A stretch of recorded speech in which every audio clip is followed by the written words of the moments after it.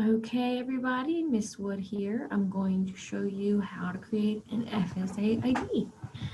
And you all want to make sure that this is the first thing that you do. You have to create an FSA ID before you can even start the FAFSA.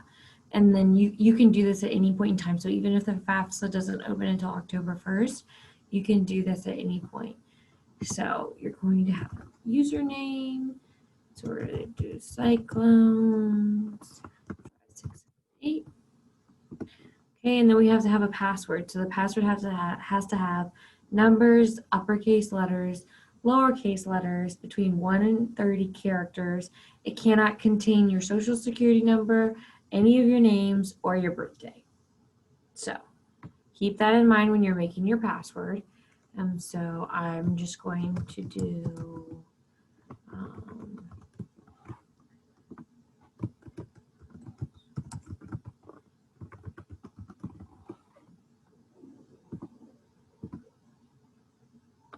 okay, double check to make sure that they match.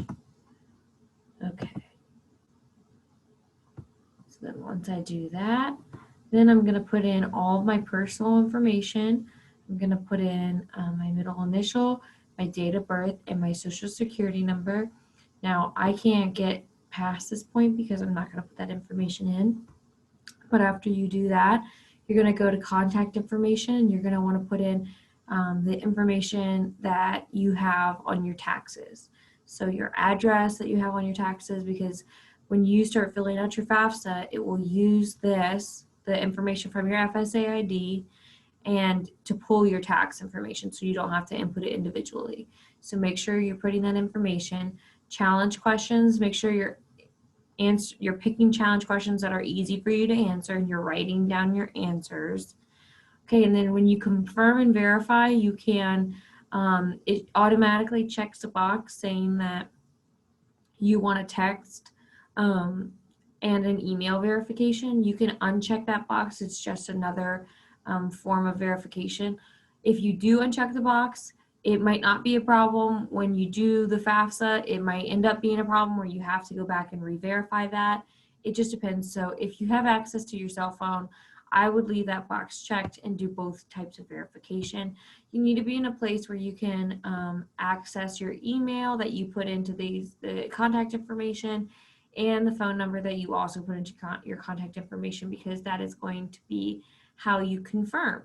So once you do that, then you're going to go to complete, and that should be then you should be completely done with making your FSA ID. You want to make sure that you put down in your notes or in your phone your FSA ID and password, okay, because that's what you're going to use to log into the FAFSA. Now, your parents also need an FSA ID.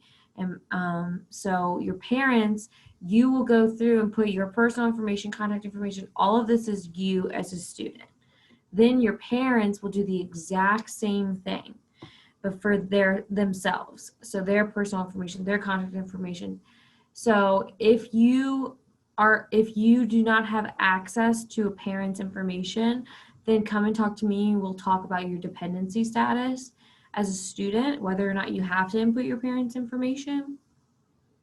But most of the time you are going to need your parents to do this. Now, if you have any older siblings and your parents have already made an FSA ID and password, they will be using the exact same thing. So if your older brother went to UVA a couple years ago and your parents had to make this, they're going to use the exact same one that they used for your brother. So if you have any questions at all, let me know. You can email me, call me, whatever works, but this is how you make your FSA ID.